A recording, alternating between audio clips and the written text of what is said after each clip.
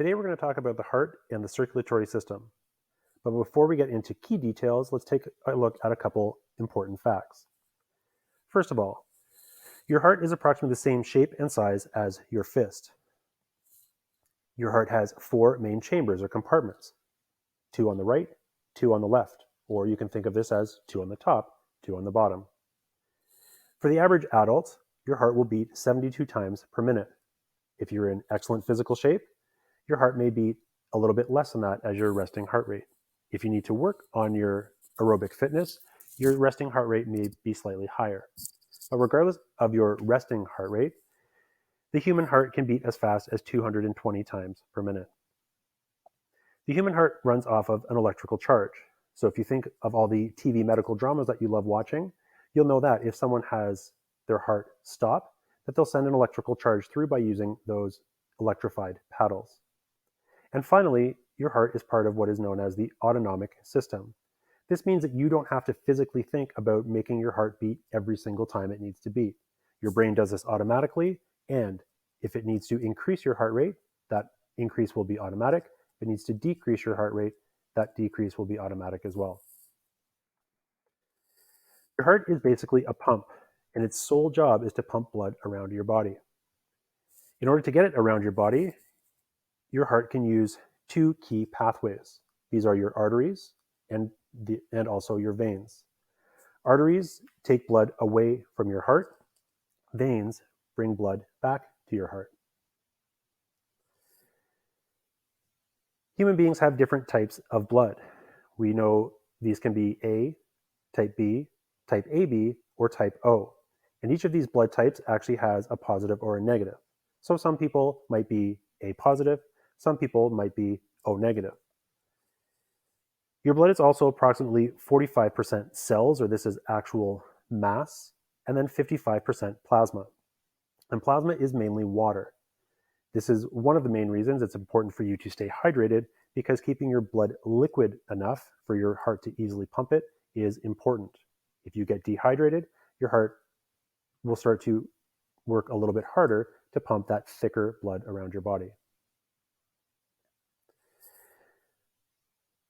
The makeup of your blood is basically 4 key components. You have red blood cells. These are important in carrying oxygen and carbon dioxide around your body. They are produced in bone marrow.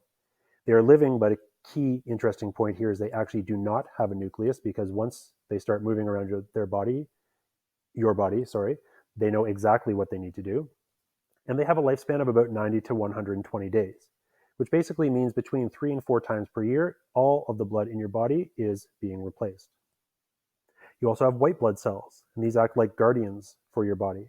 So if you cut yourself and get a little bit of dirt inside, those white blood cells are going to go to that location and kill off any bacteria to help keep you healthy. These do have a nucleus because they have to make the decision as to where to go and what to do. We have platelets, and this is what helps clot blood. So if you cut yourself and you put pressure on that cut, it's the platelets that are actually going to help that bleeding stop. And lastly, you have plasma, and this is the liquidy part of your blood. It's about 90% water and acts as a transporter of all of your cells, red, white, and platelet. Now what we have here is an illustration of what your heart looks like. You can see that you have this thick piece of material, or this thick piece of muscle that runs between the middle of your heart. This separates left from right.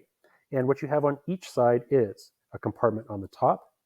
This is what is called your atria, and a compartment on the bottom. This is what is called your ventricle. And again, you do have one of those on each side. Now, before we get too confused, some of you might be looking at the fact that over here we have what is called the right atrium. Over here we have the right ventricle. But as you look at this diagram, those appear on the left-hand side. The thing we have to remember is when we're looking at these diagrams are always flipped. We have to assume that this is sticking out or facing out of our body. So what we have over here is the right-hand side, if this was in our chest facing out for everyone to see, and this is the left. Now, blood that comes back from our body is deoxygenated. So all the oxygen has been taken out, and it is full of carbon dioxide. That is what actually comes into the right-hand side of our heart. As our heart pumps, or as our heart beats, it's going to shoot that blood that has no oxygen in it out these pathways. And what we have sitting over here in actuality are our lungs. In our lungs, all that oxygen, or sorry, all that carbon dioxide is going to be exchanged and we're going to breathe it out. And all the oxygen that we breathe in is going to be exchanged and put back into that blood. This is using the process of diffusion. Once we have all that blood with all that oxygen in it, it's going to come back into our heart, into the left-hand side. And then when our heart beats, it's going to be pumped out to the rest of our body. The key artery that takes blood to our body is what is called the aorta.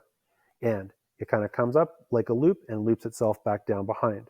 Part of it goes down to the lower parts of our body, but we do have all these pieces that go up.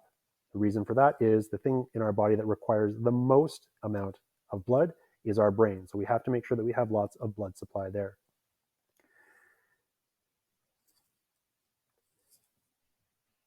Now, as some nice illustrations and for a little bit more explanation, click on the links that are on this page here and take a look at those videos.